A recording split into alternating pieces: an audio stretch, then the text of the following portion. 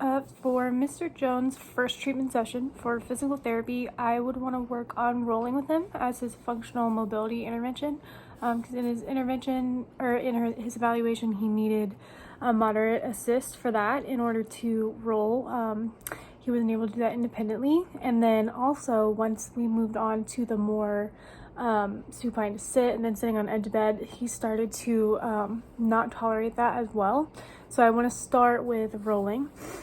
So what I want to do is have him practice rolling while I resist him, kind of like a PNF, resisting at the shoulder and the hip when he's rolling. So I'm going to have him roll toward each side, but I'm going to start with one side. I'm going to have him roll 3 times to that side, just to see if he can tolerate that well with the resistance. Maybe I'll have him do it at first without resistance and then do the resistance to make it more challenging, because you do want in the ICU you want an intensity RPE of 3 to 5 out of 10 in order to make that more challenging for him. So I was going to start with 3 and see if he can do that, and if it looks like that is going well for him and he's able to do it pretty easily, I'm going to increase the reps to 5, and then we're going to do it on the other side.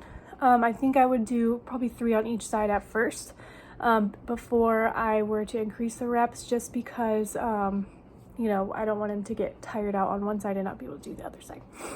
So then, in order to assess if it was helpful, I'm going to have him roll again independently to see if he's able to roll a little bit better.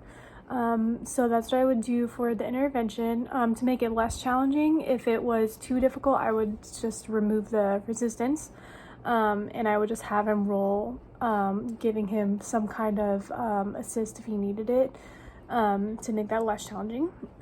And then some things that I would need to look out for as far as him not tolerating it well would be any physical signs of, like, he's getting distressed, increased anxiety, or like a lot of sweating, any change in color in his face, like if it becomes very red or very pale.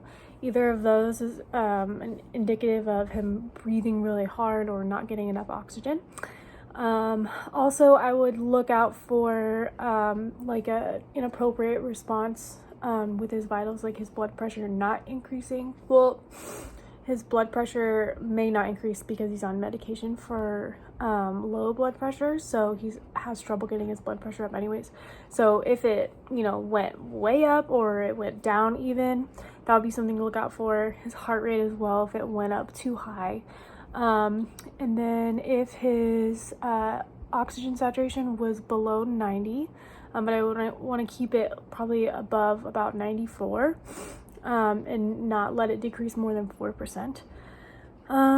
That's about it. Oh, and also on his EKG, if there were any like arrhythmias or weird reactions, I would want to look out for that as well. And that's it.